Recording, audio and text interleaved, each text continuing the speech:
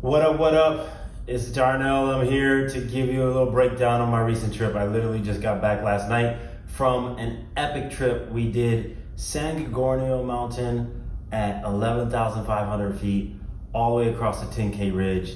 And we hit San Bernardino at 10,500 feet, and then we came down to Angeles Oaks. We started at Vivian Creek, all the way to Angeles Oaks, 30 miles, 2 days, about 36 hours. It was an amazing trip. So what I want to do is I want to break down the experience, everything that I brought, things that I learned, and so on and so forth, just so I remember it, but also so I can share it with you. So first off, it was an amazing experience. We had this group of 4 that we've been out before on a shorter trip. This was an amazing trip together. It was hard.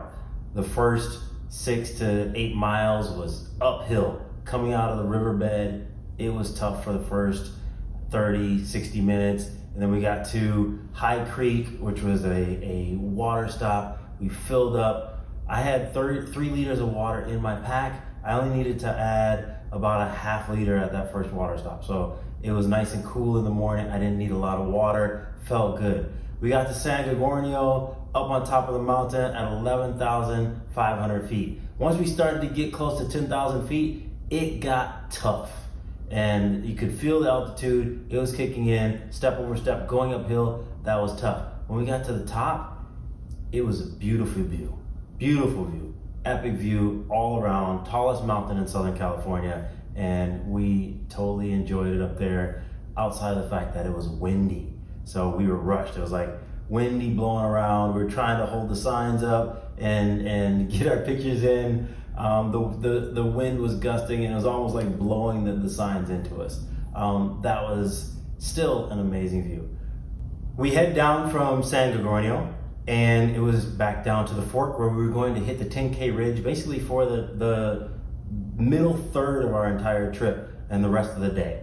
There were 3 more peaks that we were supposed to hit. We were gonna hit Jepson, Charlton, and Little Charlton along the way. The first one was Jepson, and that was definitely worth it. It was a slightly off the trail, a bit bouldery getting up, a bit rubbly coming down, but it was definitely not super far off the trail and worth it. We were still fairly fresh legs to get in that extra peak.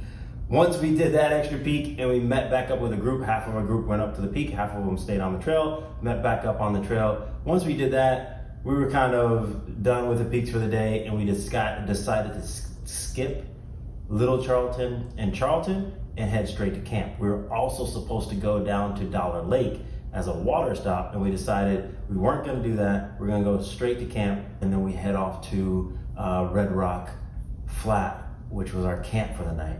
Set up camp probably around 7 o'clock at night. So we had daylight, got our camp set up, dug our cat holes the night before we needed them, just in case we needed them in the morning.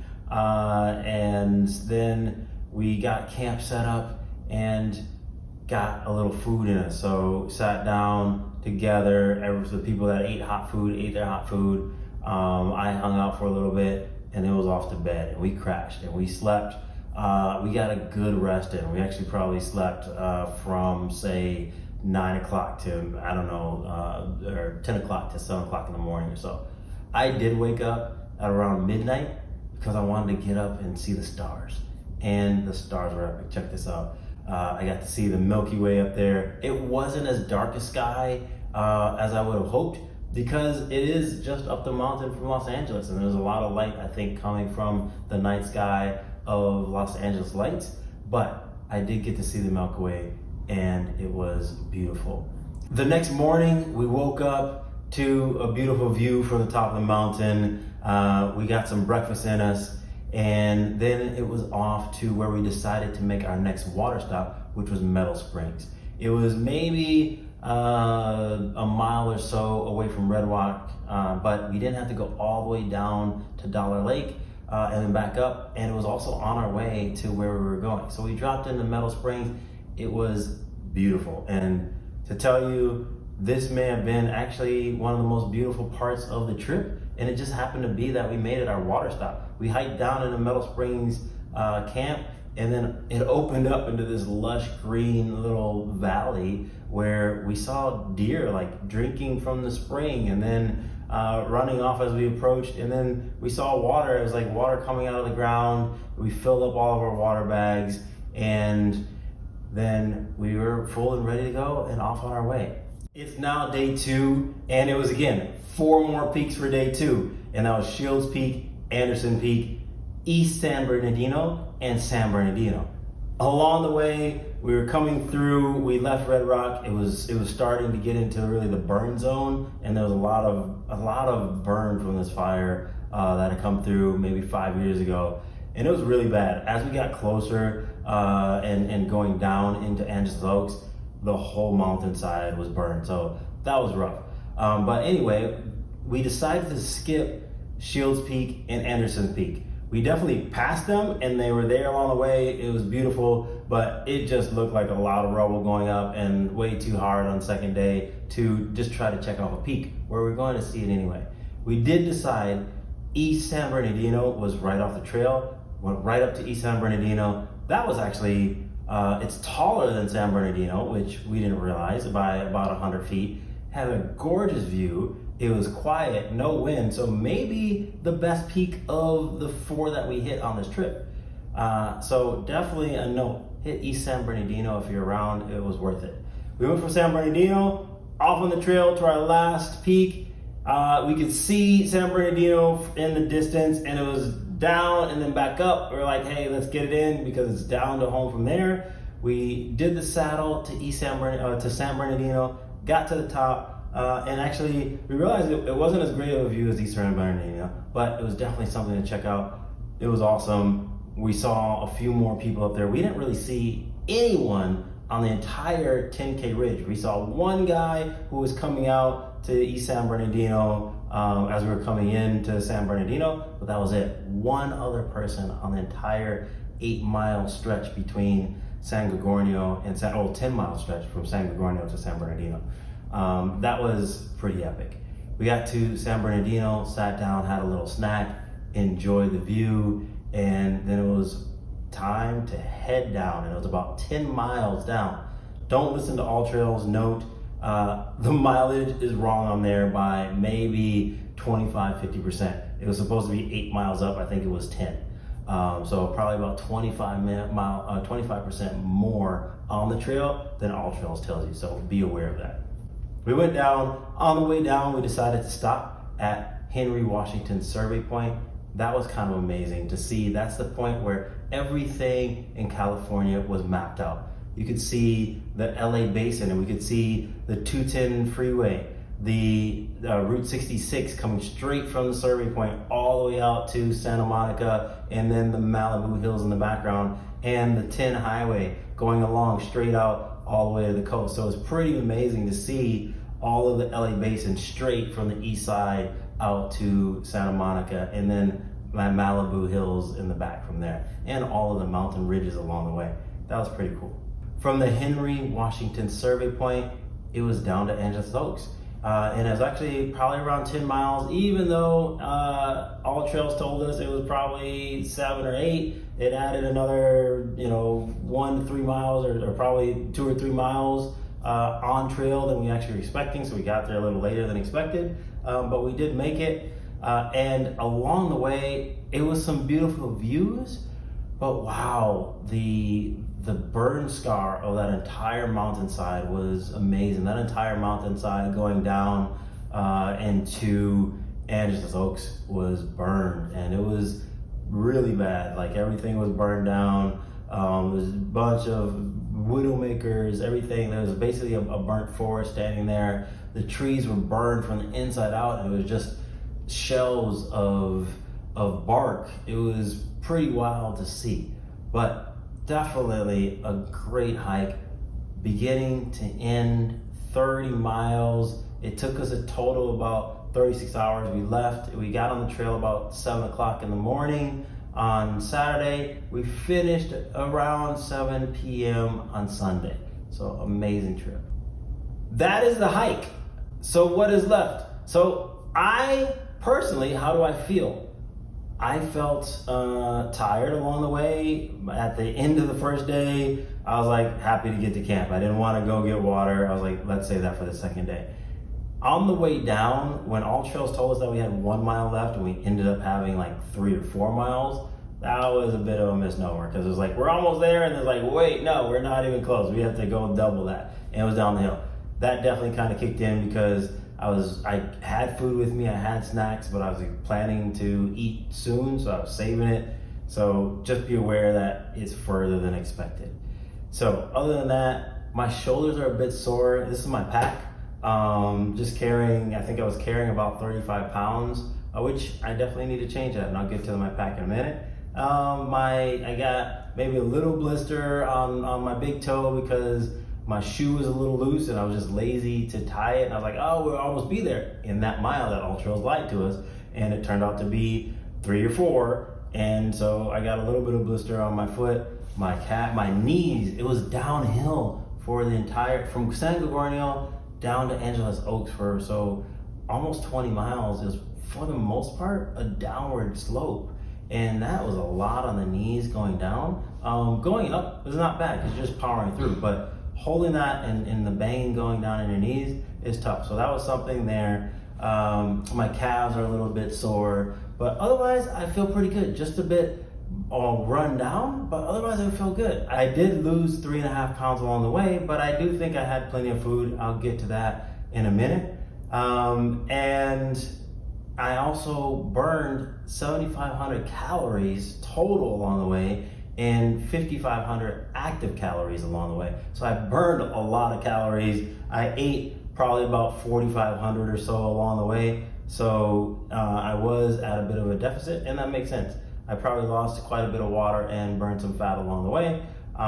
So that is what it is. But otherwise, my body feels pretty good. Some of the general lessons learned along the way were we adjusted our water stop to be along the path, and we found a much better water stop than we were intending. We actually made it further than expected, and we stretched our water a little bit more than we were planning, and that actually worked out much to our favor.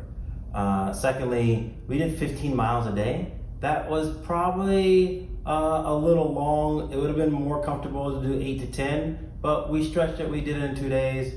It worked out and we made it, so that was good. We also decided to skip those 4 peaks. We did 4 peaks of the 8 total, and I think that was a good decision. We did San Gorgornio, we did Jepson, we did East San Bernardino and San Bernardino. Along the 10K ridge, we did 2 at one end and 2 at the other, and we skipped the 4 in the middle, which I think was a great choice because some of those are kind of gnarly, and it would have been just a really pain to get up there. We'd have burned a lot of energy, not necessarily worth just checking off another peak, which we walked past it along. We could see it right above us anyway. So now I'm going to break down my entire pack, go through pretty much everything that I brought with me, and let you know how it worked out. Would I bring it again? Do I recommend it? What would I change? And everything else. Everything in my pack is listed on my lighter pack link, and you can see all that. You'll see everything I have there. So let's start here. This is my pack. This is the Gregory Zulu 55 liter pack, and it fit everything I need. It is actually probably 10 to 15 liters more than I need, especially after I make some of these gear changes. So first off, I'm gonna just break it down section by section of everything, and actually I'm gonna kind of work my way in from the outside in. So on the outside, I have the Black Diamond FLZ, Distance FLZ, so they're adjustable poles. They're about a pound. I just keep them strapped here to the outside for easy access when we start the trail. But as you can see, these are great poles. I actually like them. They're light, they're only a pound. They pop open, and as you can see, I just pump them together and they're ready to rock. They are adjustable. As you see here, they have a little flip switch.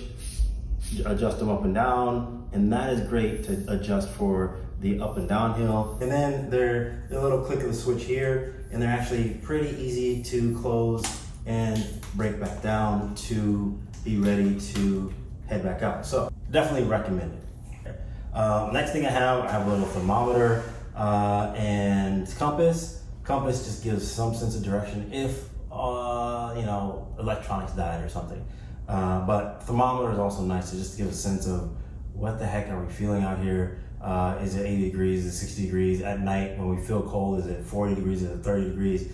Just to give a sense of little thermometer. I think it's less than an ounce, and that's a Sun Company thermometer. So definitely something to think about. On the other side here, I have my Garmin InReach Mini. I hang it on the back of my pack. I know a lot of people want to have it right in the front. I am not hiking alone, so I don't need to have it like in hand's reach per se as much. I figure I'm with someone. If something happens, we all have it as access. It's on the back of my pack, so they can grab it. If I needed to get it, I can get to it if I need to. But I like having it. I send messages to my family as I go, just to let them know, hey, I'm starting the trail, I'm at the peak, I'm at camp, I'm ending the trail. And I also send out a tracking beacon every 10 minutes, just so that they can watch where I am along the trail. What else do I have on the outside of the pack? Definitely hand sanitizer is in reach, and just ready to get a few drops of hand sanitizer for those nature stops along the way or whatnot. But always there, just on the shoulder, just dropping the hand, that's easy. And this is my hydration pack. I do a hydration bladder. I think bottles are a pain in the butt. There's still actually some water in there, and I'll get to how much I have left in a minute. But that is also easy. On my front pockets, on the right, I always keep my phone, and I have these little miso chargers, which are awesome. I love these little things. It's 600 milliamp hours, or 6,000 milliamp hours, and they have the cords built in. So it has a lightning cord for my iPhone and a USB-C cord. And it also has 3 ports on the top for USB-C, mini USB, and USB, so I can plug in anything right there. I have it all. I can charge my phone. I'll get to my phone charger, I can charge my watch. I'll get to my watch charger that I have later, but I keep one of these. I actually brought 2 of them for this trip. I was burning more power because I was tracking my trip on all trails as well as on my Apple Watch activity. So my phone was running and my watch, I was burning a little bit more energy. So I needed 2 packs. 6,000 milliamp hours, that was great. I keep that and my phone in my right pocket. In my left pocket here, it's trash now, but I usually keep a little bit of a snack, a couple of snacks in there. And also in here, I have my Swiss Army Classic knife, a little bit of quartz that I picked up along the way, and I have my chapstick. And what else do I got in here? That is my Apple Watch charger. That's usually on the inside of my electronics bag. I just had it out, I dumped it in there. So some things are out of place from where I typically put them, but as we're packing up, I was just ready to go. And what else do I have in here? I keep my little flashlight. This little flashlight is great. It has, as you can see, a little power. It does a little blinky as well. And it's super tiny, just to have a quick light if I need to help someone and I don't need my headlamp, which I also bring. But that's light, just a AAA battery. All those links are on my website. And then I think that is it for the pockets on the outside and the outside. I'll get to in my brain up here on top. Of course, I have to have my sunglasses. These are the Ray-Ban Meta glasses. These are a camera and video glasses, so pop them on. I can take a video or take photos along the way. That's just nice to capture things along the trail. I don't have to dig on my phone. I see a deer, I see something, just push a button and I can capture it quickly. It's not gonna be perfectly focused or perfectly cropped or whatever it is, but at least it captures the moment. And then the case is actually the battery to recharge the glasses. So I pop that in there, and as you can see, it'll light up and start charging the lenses, the glasses. So Ray-Ban Meta, I don't bring another pair of sunglasses, I don't bring another pair of glasses. These are prescription as well. So I get prescription glasses, sunglasses, a camera, and video, all in that. It is heavy, but I like having it as a convenience. Next, and I actually have 2 of these. These are my Walkies. I didn't carry both of them, of course, because that wouldn't make sense, but the Midland Walkie-Talkie, this is great. It actually worked out. We were only 4 people on the trail, but splitting up 2 and 2 at certain times. 2 of us went to one peak, 2 of us stayed on the trail. Some of us went down to a water stop, and some of us stayed up top, whatever it might be. Just having a Walkie, to have someone at the front with a Walkie, someone at the back with a Walkie, just to communicate where people are. That was useful even with just 4 people. And if I had a larger group, definitely would recommend having the Walkie. That helped out. This is my little stuff sack for really kind of survival essentials. Some people don't believe in stuff sacks because they add weight, but I like having the organization. And in here, I'll pull it out, my Sawyer squeeze bag. You know, I actually think this is time for the trash because that was annoying. We tried to fill up water at Meadow Springs and I couldn't even get the bag in the water because it was a little trickle. It was too stiff. I ended up using my friend's Carabiner, a water filter, water bag. It's soft, it went in the spring. That's definitely a change that I'm gonna make to my pack, which also means that I've been using the Sawyer Mini, and I've had this for probably 20 years. It's treating me well. It filters 100,000 gallons of water, so basically it lasts forever. You can backwash it, you can clean it. This thing is bulletproof, but it does have its issues in that it doesn't flow quickly. The bag is a pain in the butt. That little tiny bag, it doesn't screw on there well. I think the Sawyer Squeeze or the Sawyer Mini is going to actually be retired from my pack after using it for 20 years because I borrowed my friend's Carabiner and it was so much better. Carabiner is a way to filter water these days. This, on the other hand, is another little water bag that I just had for backup, and it is only 1 ounce, so definitely recommend it. This is a platypus water bag. It has a small spout, but I'm not filtering water with it or filling up water with it. This is a clean water bag, and I use this if I go down and I just want to, if I have more than 3 liters that I'm going to fit in my water bladder and I want to make a trek, I just want to have something to have a little extra water along.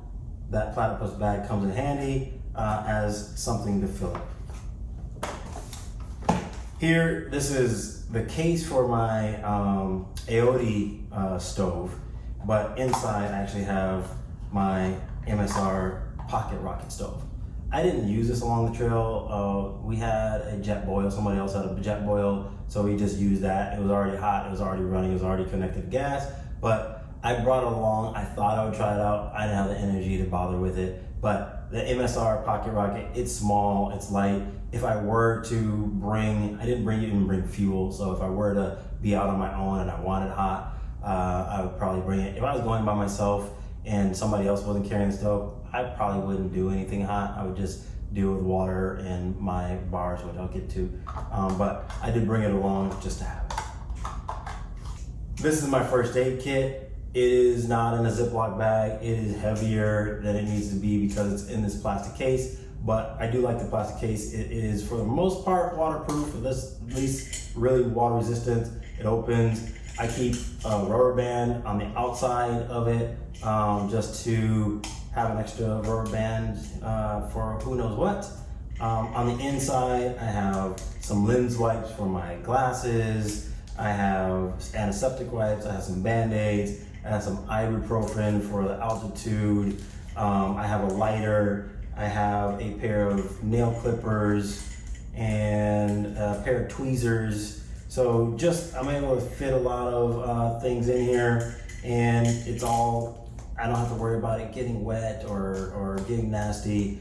I found this, I can't remember where I found this. I don't have the link to it, but I think I got it at REI years ago, and it is a great little first aid kit. It is Lifeline, so definitely look that up if you can.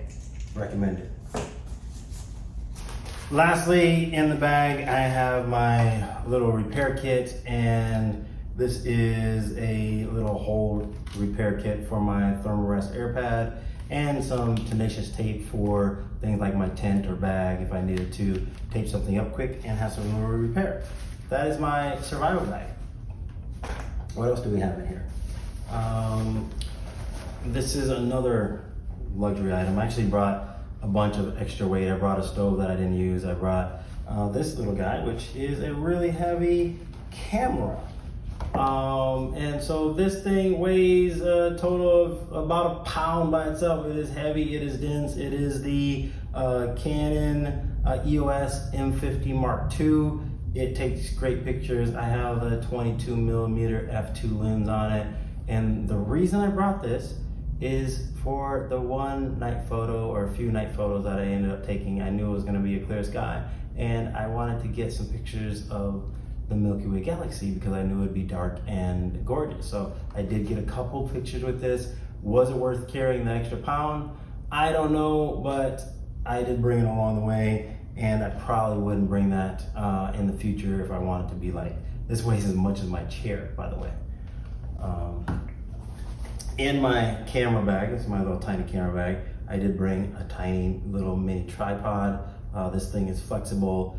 I love this thing. A lot of people that had it years ago said it breaks, it's really fragile, but I've used this for little night photos along the way where I just want to have my camera and a mini tripod, just something to prop it up. I can find something to stand things on or lean it against something to shoot the sky, whatever it is. This thing comes in really handy just to stabilize my camera. So that worked. And an extra battery, because that's typically the thing that's gonna go on my camera. So I just brought one extra battery, and that's my camera. There's a lot of stuff in this little thing. What else is in here? Earplugs. These are actually typically in my sleep kit, but did bring some earplugs. Gotta get that sleep in, and the night can be windy. It can be bugs making lots of noise. It could be people staying up, whatever it is. I just want to get the rest so I can get back on the trail rested in the morning. So I do bring some earplugs. I didn't really need to bring 6 pairs, but typically I want to bring at least 2 pairs just in case I drop one or lose one along the way. So just to have a little extra earplugs, those are helpful. And then electronics. This is my little electronics pack. And in here, we have my headlamp. And I like this headlamp because it does red light as well as it does white light, which is really nice to have at camp or when I want to see everything, I use the white light. It has a broad and a narrow, a high and a low. It's adjustable. That is the Princeton Tech. It's not the diamond, black diamond or whatnot. I like this one because of the red and the white light. I actually carry this one even though I have a black diamond as well. That Princeton Tech is nice. This is a bit of a luxury, yes I know, but this is my air pump. And when I'm at 10,000 feet or camping at 10,000 feet and setting camp and I'm out of breath, I do not want to be blowing up a mattress pad. I don't want to be waving an inflate bag or dealing with any of that crap. I don't want to carry that. This is about the same as the inflate bag anyway. And this little guy is a mini air pump. It has a battery. It's battery powered. Click on this twice and boom, it inflates. And it inflates I connect it to my airbed, let my airbed inflate while I'm taking out my other things. I actually use this on both my pillow and my airbed, and it works great. Definitely love that guy. Lastly, in my electronics bag, I have a little pack of extra batteries. And these extra batteries, and I have the link for this little rack in here as well, but 6 extra batteries that can be used for my headlamp is AAA batteries. For the Walkies, the second day on this trip, I actually replaced all the batteries in the Walkies just to be safe. Rather than have the batteries die, just start with a fresh pair of batteries. I didn't need to do that, but I did just because I had the batteries anyway. And this little rack, as you can see, just pop the batteries in, and they're all in there and stable. I do put them in a little Ziploc bag, just for added moisture protection and whatnot from the batteries, but AAA batteries back up. And then, missing from my electronics bag, this is my second battery pack, and this is the Miso battery pack again, and that has the cords built in, so I don't lose my cords. I'm not looking for my cords. I'm not wondering where my cords are. It has the lightning and the USB-C charger, and then on the end again, it has the USB-C, the USB mini, and the USB on there as well. Light it up. This one is pretty much dead, as you can see, but it gives me a little indicator of how much power is in there as well. I like this little thing, definitely recommend it. It's not as light as the other things, but when you think about it, it has a cable built in.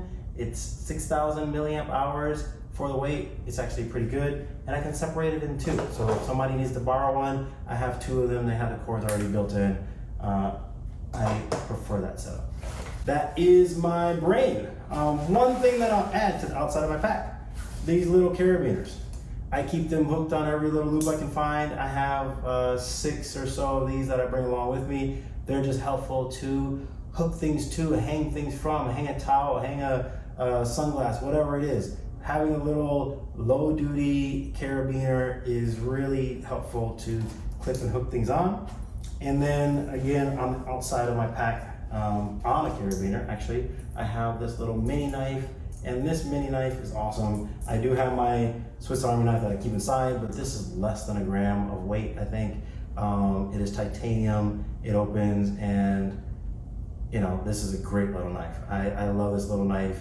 It pops open. I use it to cut open packages, whatever it might be, and it comes in handy. And when we were out on the trail this time, somebody needed to borrow a knife, I have it hanging there. It's right there on the outside of my pack, ready to be used. And I just hook it on one of the loops and we're off and running.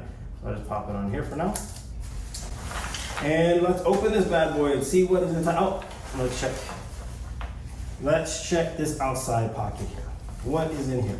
So, trash, all food. I keep a little Ziploc of my trash. That is useful to keep things clean and separate. I always carry bags, some plastic bags. So I carry one kitchen, I think 15 gallon or whatever, what was it, maybe 7 gallon. It's linked there, trash bags. I keep a few gallon bags, and I also have some pint bags. But it doesn't weigh much, but it is handy to put trash in, put dirty clothes, put my electronics if I'm gonna go somewhere wet, whatever it is. A little Ziploc bag always comes in handy along the way. And toilets. This is my toilet bag, cat hole.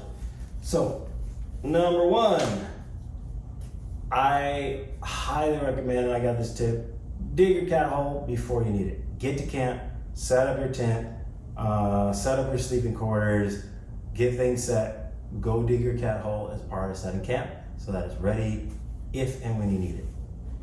This one is titanium. It is heavier than all the little flat aluminum ones that are ultra light, but those are a pain to use. This one comes in this little case, and I'll explain why that's useful in a minute, but I like the case because I'm not scraping up the inside of my bag and cutting holes in my bag with this aluminum thing that is in there, and it's just a blade basically in my bag.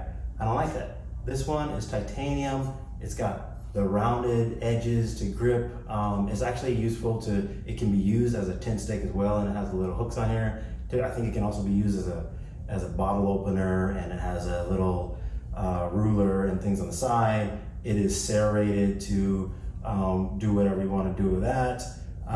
And it is actually a nice grip. I definitely use this. It got through some rocks. The other little tip or two little tips here, is I made a little cardboard sleeve out of it because it is serrated and it can scratch the edge of the case.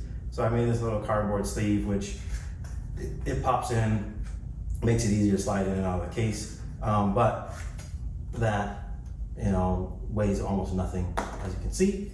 When I'm digging my cat hole, I pop this in here in the sleeve, and now I have a cushion handle, and that comes in super handy because digging in those rocks, even with the rolled steel or rolled titanium and having that, I really like having that case on there. It is neoprene, I think, so it's really robust and strong, but it gives me a nice soft handle to dig in there. That came in super handy. So that is my trunk. My toilet kit, I carry it in this little, this is actually the stuff sack for my footprint that I got from my tent. I'll get to that later. But it came in handy for toiletries. I keep some wet wipes. Definitely a win to always have some wet wipes. I pre-fold them in quarters, stack them. I carry about 10 of those for a couple days. I use them to wipe skin, to take care of business, whatever it is. Wet wipes are definitely useful. And TP. What I do for TP is I like to, and I stuffed this in here a little crazy today, but for TP, I like to have, I do 6 squares and I pre-fold them. So when I'm at the cat hole, I just pop them open and I have my 6 squares and I'm ready to do business or whatever it is. If I need to blow my nose or something like that, it is there. It is already pre-portioned and I just take those pre-portioned stacks of 6 squares and I stack them all in here and I grab however many sets I need for the time being, and that is my TP. So that is definitely a simple way to do it.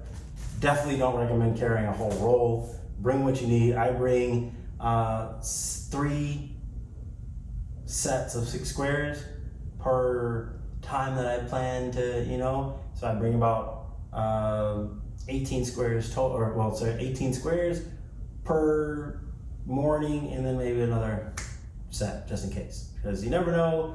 Don't want to be on the trail and not feel well and not have something to clean up. So recommended there. And outside the pack, that is everything. And let's finally get to the side pocket. This is my windbreaker. This is about as light as you can get and makes sense. This is the Patagonia Houdini. It pops open. I did use this when I got to Gorgornio. Everybody was wearing puffy coats. I popped in my windbreaker. It was fine. I just need to block the wind. I don't need to block. I'm not cold. It's just getting the wind off of me. At the top of San Gorgornio, this stuffs into the chest pocket, as you can see, and it is light and gets the job done. This thing is great. Definitely needs to go in the wash because it was out on the trail. So take care of that later. In this side pocket over here, I keep a couple other things. I have my sunblock, and this is a major tip that I recommend. As you can see, it's actually smushed from the altitude difference. We'll just open that and let some air in and get it back to life, because it was at altitude and now we're at sea level. So, but this is CVS Ultra Sheer Face Mist 55 SPF sunblock. It comes out as just a clear liquid, and it is super convenient. It's smaller than all the other sunblocks. It's not like that cream that makes a mess. It goes on really light and sheer, so you don't feel heavy and sticky at the end of the day. Of all the products that I have, this is kind of the hidden gem, or one of the hidden gems that I have. This CVS Ultralight SPF 55 is great. I use it on my face, I use it all over the body, and so on. And then the last thing I have in kind of my skincare kit for immediate skincare is my Deep Woods Off. And who knows when the bugs are kind of going to come up. We don't have a lot of mosquitoes in California. It's really dry, but I do carry some bug spray just in case to keep the bugs away. I didn't use this on the trip at all this time. Even at night, I was fine, but if you need it, it's good to have. And maybe that's something that you just have one person in the group carries, and you don't have to worry about it. What is in here? These are my gaiters. They're my trail gaiters. These are the gaiters that go over your shoes, and why not? I'll pull them out here. But these are the kind that just go over your ankle. You slip them on over your ankle to keep rocks and whatnot from going in your shoes. I keep these on the outside of my pack. I did on our last big backpack, we went through some kind of trailblazing trail, and there was a bunch of cheater grass in there, and it was a pain. So I didn't want the thorns and the pine needles and all of these things getting into my shoes. So I picked up a pair of gaiters, shoe gaiters, and they pop in here in this little sack, and I hope I never need them, but if I ever go through cheater grass like that, it is miserable to have all the thorns in your socks. I had thorns in there when I pulled out my shoes from the last trip I went. So these are staying in my pack and just having there on demand just in case. That is it for the outside. And as you can see, this pack pops open from the top and the brain pops open. And then it has this little underside. And on the underside,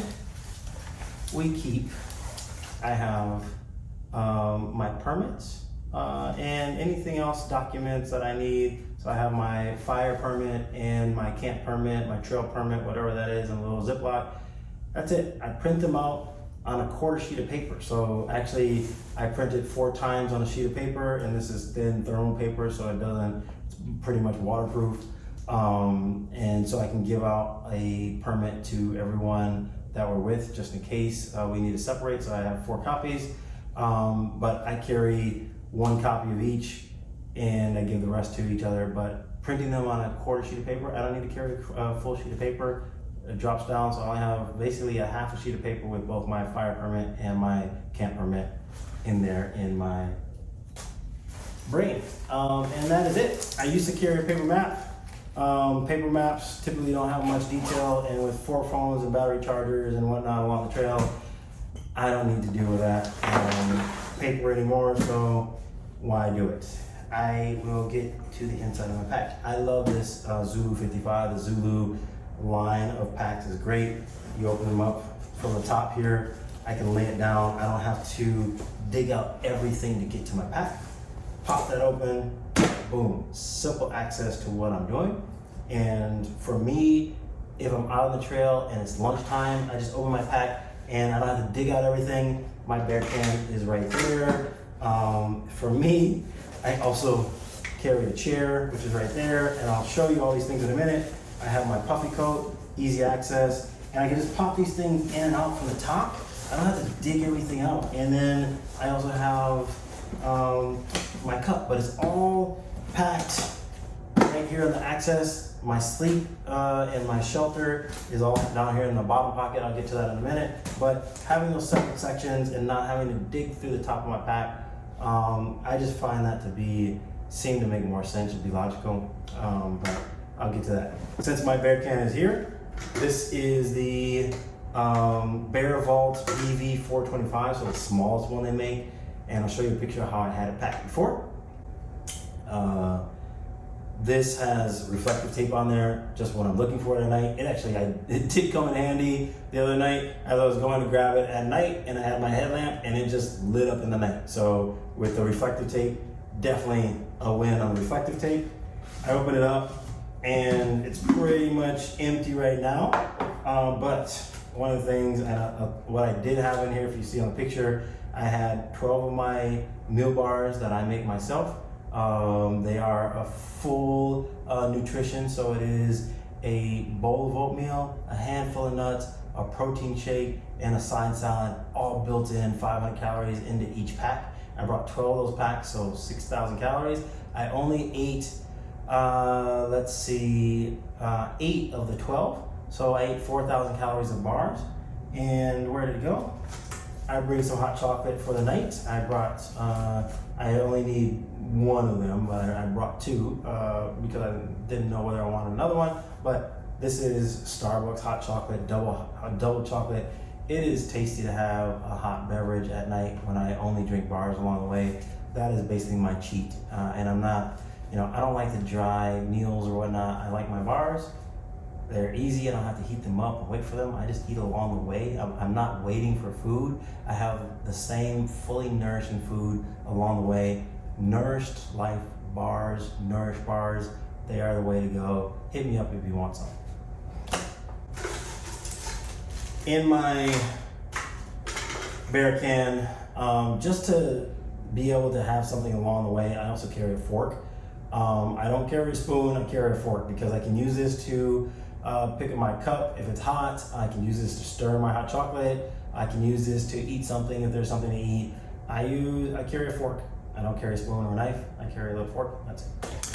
I also have in here my hygiene kit because it does smell, and I just threw it in here because it has scents when at night. So this is another win. So between my 2 hygiene, my sunblock, and my toothbrush, this thing is awesome.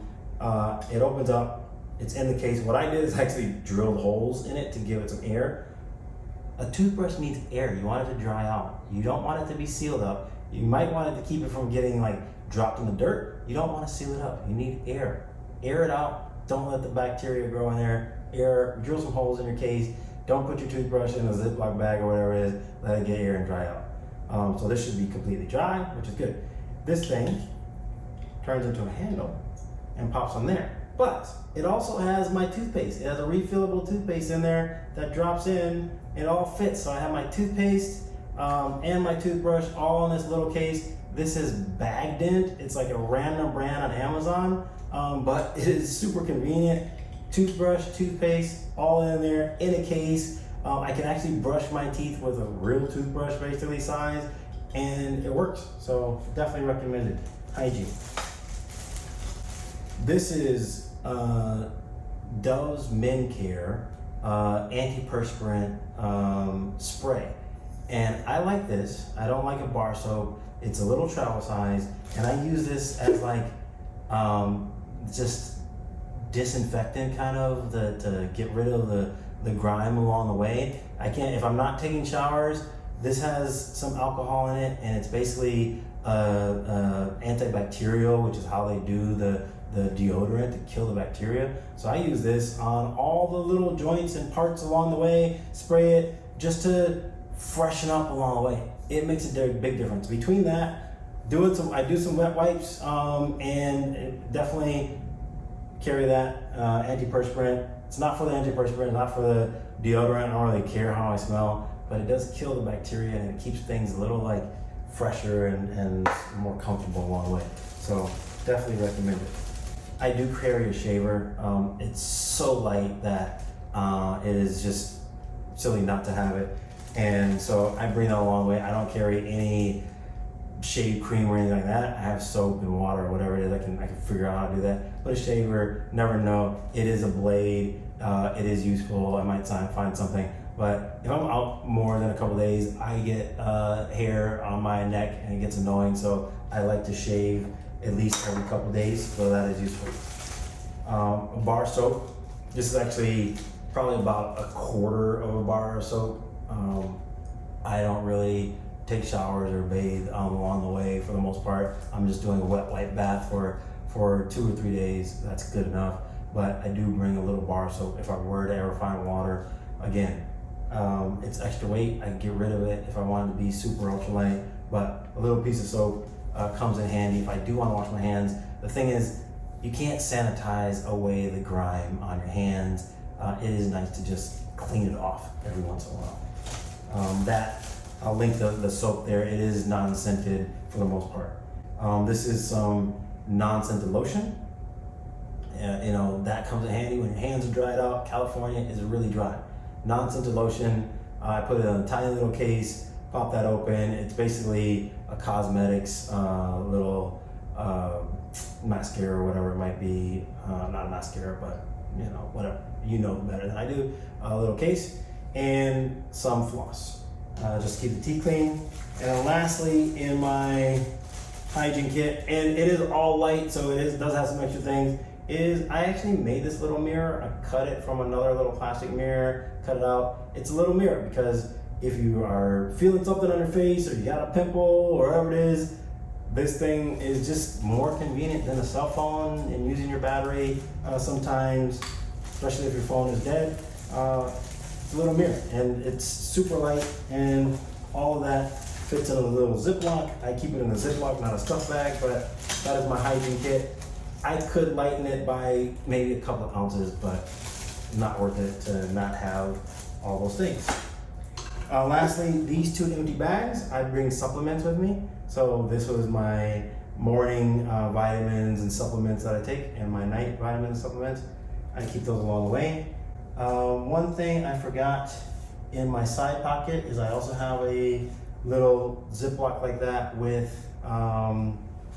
electrolytes. I actually use the Highlight electrolyte tablets. I do not put electrolytes in my drink. I don't want to get my bottles dirty. I don't want to put sugar in my water. I don't want to be growing bacteria in my water bottles. I do not put anything but water in my bottles, in my bladder, in my water hydration pack bladder. Only electrolyte, pure electrolytes. I use Beyond Raw, and that is another big thing that I'm really strong on, is don't put flavored drinks in your bottles. It gets gross, and I've seen some people's nasty water bottles. Don't do it. That is my bear can and everything that was in it. Since I was talking about food, this is my Tokes. I think it's a 650. I keep it in the bag because when it's full of hot water, I actually like to use the bag as a little insulator. And it keeps it from taking around, and I can put my fuel, I can fit my stove in there, and I can cook with it. And that is my hot chocolate little case there. Definitely a luxury item, not necessarily needed, but again, I bring it along the way. If I wanted to go ultralight, it would be bye-bye to the cup, and bye-bye to the stove, and bye-bye to the fuel, but that can be my entire kitchen in this little bag, and you know, it is convenient. Toke 650, a MSR pocket rocket, and a fuel canister, all in that size. That's pretty good. Let's see. This is awesome. My Rab ultralight puffy coat. This thing is, I just got it. I swept out my Patagonia.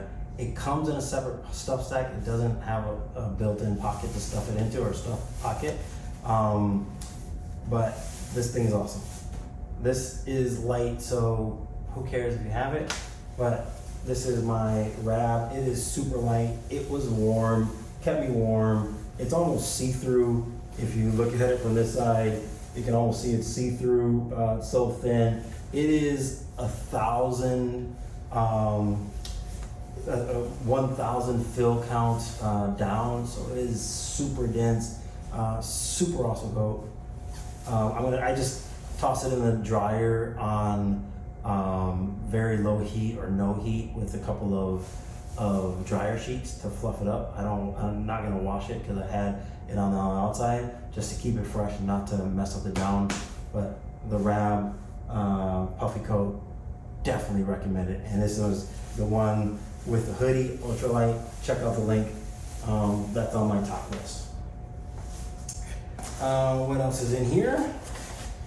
This is my chair. This is something that would not be coming with me again on a long trip. If I'm going to spend time at camp and I want my stove and I want a chair, I'm gonna be there for a while and I wanna be comfortable, yes, but when we're moving along doing 15 miles a day, the chair, the extra pound, 1.1 pounds this thing weighs is not worth it. I would definitely go with a smaller pack and no chair versus having a chair along. But this is, what is it? The Helinox Chair Zero. So 1 pound, comes in 2 pieces. It's got the little canvas seat and the poles. It pops open, super simple. Awesome chair, but if you're doing long miles, if you're gonna bring a chair, bring this chair. If you're gonna do long miles, don't bring a chair, sit on the ground, something like that. You're gonna be probably in your tent, in your bed, so what I recommend is bring a good sleep pad and forego the chair. Spend more time in bed, asleep and resting than hanging out in the camp and setting up a chair along the trail or whatnot that is, whatever it is. This is just super luxury and not necessarily needed. Don't carry the extra pound. I will go to my sleep system. And that is one pocket. I love that all that fits in this pocket. It's separate from my sleep system so I can get to the things that I need during the day. And then completely separate on the bottom here, I have my sleep system. This is my sleep system, completely separate in here. I have the Thermometer rest, Parsec 32 degree. This thing is awesome, super small. It is not light, it is pretty heavy, but it compacts, super small, and it works, it's warm. So I do recommend it. I do recommend the Thermarest. I use both the Thermarest sleeping bag and the sleeping pad. So this is awesome. It is pretty heavy though. Going from there, I'll go to my Thermarest Neo Air sleeping pad. This thing is great. I fill it up with my little air pump that I showed earlier, and boom, like I have a comfy sleep. I have a comfy pad. I don't feel any of the ground. It is narrow, so you got to get used to staying on your pad. What I really like is this sleeping bag has the straps underneath, so I can strap it to my pad so I don't slide off of the pad. The pad is connected to me and my sleeping bag, so when I roll in my sleeping bag, I just strategically roll in the sleeping bag. I don't roll with the sleeping bag, and these two things stay together and keep me off the ground and keep me cozy. I just have to get used to figuring out how to roll in the sleeping bag and not with the sleeping bag. Those are great. Lastly, and again, this would be something that I will be changing. This is my Nemo tent. This is the Nemo Hornet Osmo 2-person tent. I love it because it packs down small and it fits in my bag. This has the poles, the tent, it's freestanding. I have a ground sheet in here as well. All that.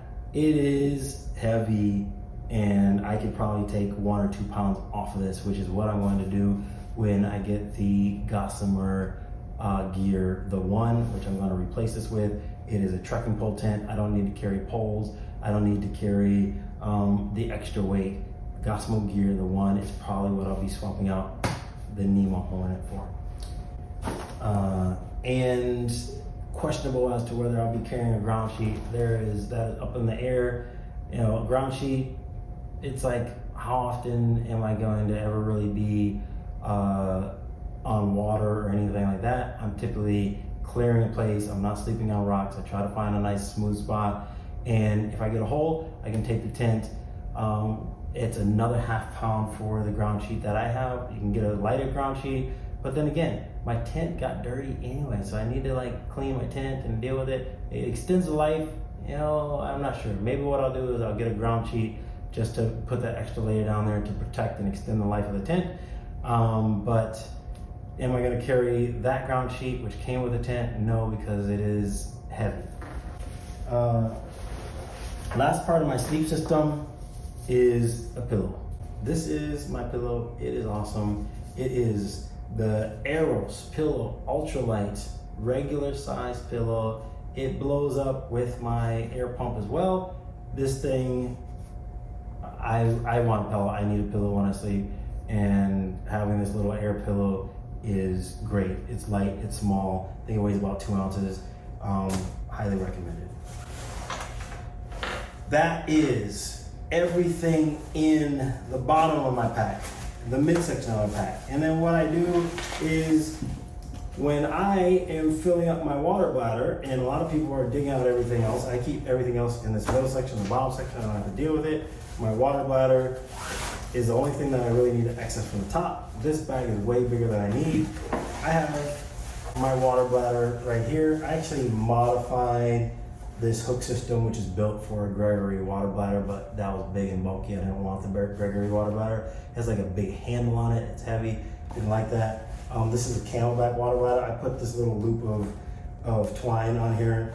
It pops open, as you can see. Just hook it on there, boom, and then out comes my water bladder. It is completely empty, so I actually used all of my 3 liters of water. That's a no-no. I was empty. So there we go. But I do like this water bladder because it pops off here, and then the water bladder is sealed, and I can fill it up. I don't have to take out the tube with my water bladder. It is separable, but I like this water bladder because it has a handle on it, so I can fill it up like this and get all the way up to the top of 3 liters. Some people were complaining that they had to hold it by the ring.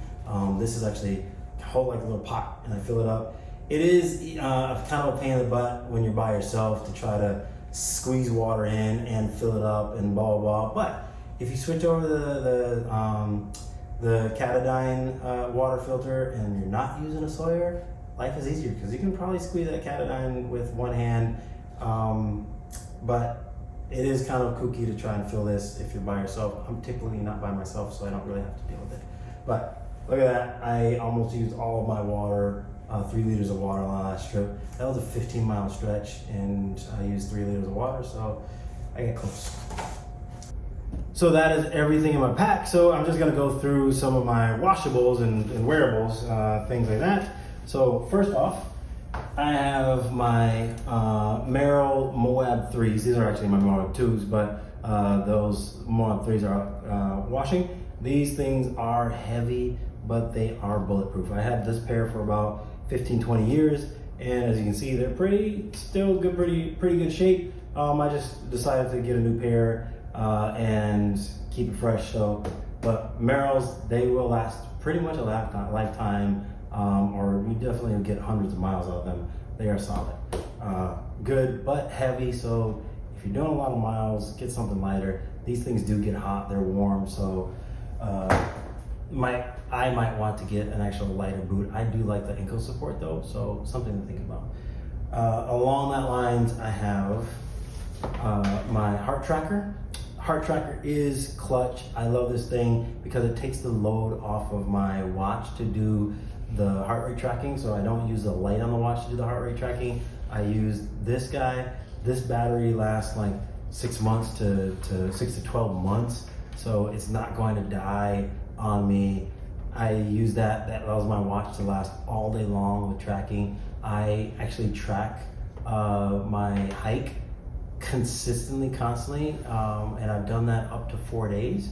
And I just extend it on my watch. I pause it when I get to camp, but it's still tracking my heart rate and keeping track of all those things, and using this guy to do the heart rate.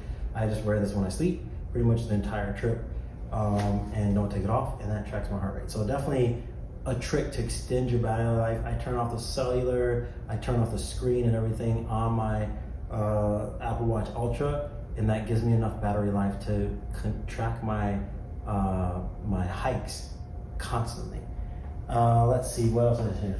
My boonie hat, this is a Columbia hat. This is definitely useful. Keeps the sun off.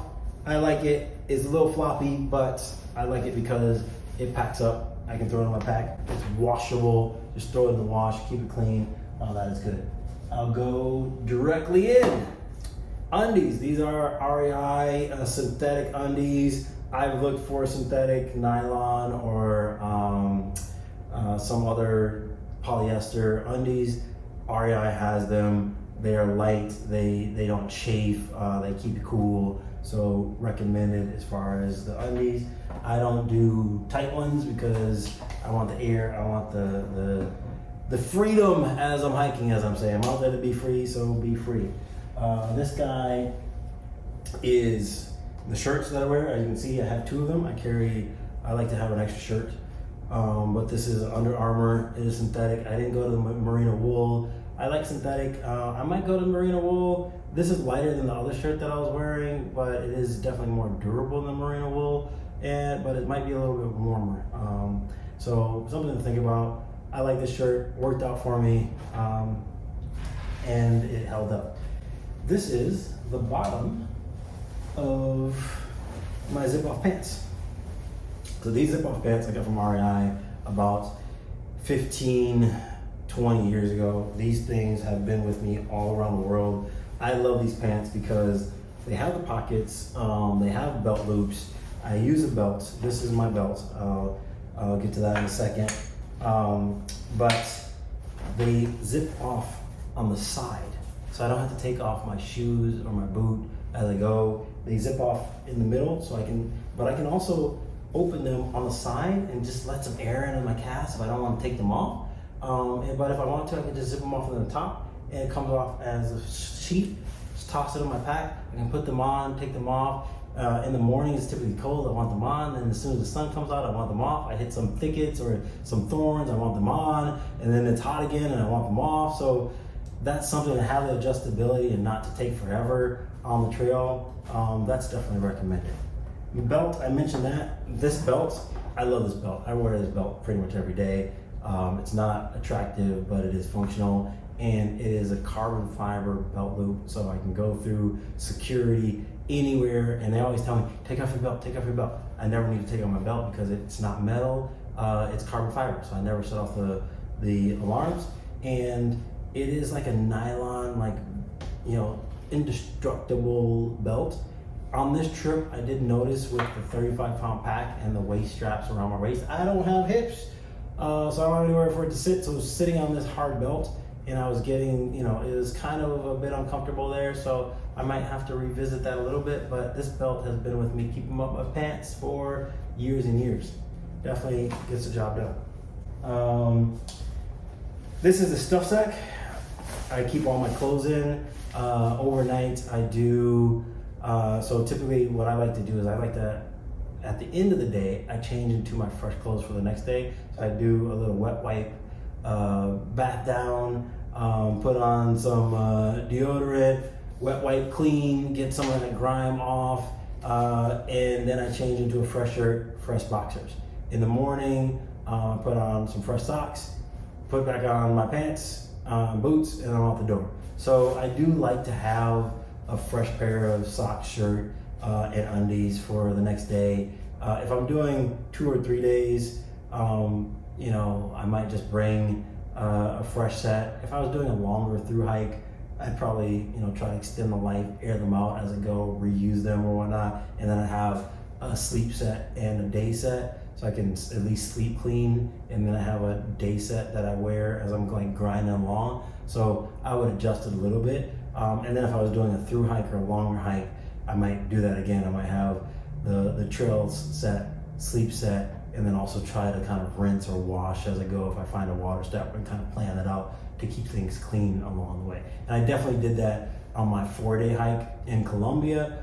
I was sweating like crazy, but we had water. We were going up along a running river for 4 days. So pretty much every stop we made for the night, there's a place where we can get to the water. I was able to wash out my clothes, get them into the sun, or get them hanging for the night. They might not have been completely dry, but then I can hang them on the back of my pack and let them air out. But that was a way to keep my clothes clean every day.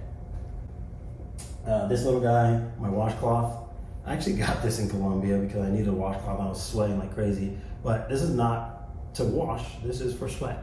It's got a little loop on there, and I hooked that on my pack. Wherever I might be, if it's hot and I'm sweating, a cotton towel, it's so much better than having a microfiber towel or something like that. This is definitely useful for the sweat. I actually carry 2 of them on a multi-day, you know, hike, because I can get grimy, and then I can have one clean and I can wash one. But if it's short hike 1 day, 2 days, 3 days, I just carry one. If it's, you know, but I had 2 this time around. This is my beanie hat. This is great. I don't have hair, so I need a beanie hat. A lot of people say, don't bring a hat. You have a hood on. I have a hood on my windbreaker. I have a hood on my puffy coat. Why I need a hat? I actually put this on to sleep in, and it's just nice to have something over my head and not have to put my sleeping bag over my head. But nice to have a little hat. This is light and small. It's actually a sleeping hat. It's linked, but definitely useful. And then lastly, my socks. I just use regular cotton socks. They're comfy. These are a little thick, but almost all the hiking socks are thick. They're intended to keep the rubbing down and reduce the blisters. I did get a little bit of a blister, but that was because I didn't tie my shoe well. So that is everything I have in my pack, and some of the lessons learned along the way. My major things that I need to do and things that I'd probably change going forward on a long hike are, I probably wouldn't be bringing that chair. I will be swapping out my tent for a new one, and maybe a couple other little adjustments along the way. But And I'll also be getting probably a smaller pack. The 55 liter pack is just overkill. If you pack well, you don't need 55 liters. It is a lot. And I got so many recommendations about going and cautions about going less than 55. 55, it just doesn't pack as well when the pack is too big for your gear. I kind of like having it like snug in there and it fits a little better on your body. I did end up carrying one of the other people on the trails. I put their bear can in this bag because I had my bear can and their bear can because I had so much extra space just to take some weight off of them and help us move along a little faster. So this bag is great for a longer, probably 4 or 5 day or longer trip if I needed to carry a lot more food. But 2 or 3 days, I don't think I will need a 55 gallon or 55 liter pack for a while. So I'm gonna probably step down to a 45 going forward. Other than that, that is my tips. That is San Gorgornio, let's see, Vivian Creek to San Gorgornio to San Bernardino to Antis Oaks, 30 miles, 36 hours, beautiful hike, highly recommended. That's all my tips. That's my experience. Thank you so much for watching. I hope you enjoyed it. We'll see you next time.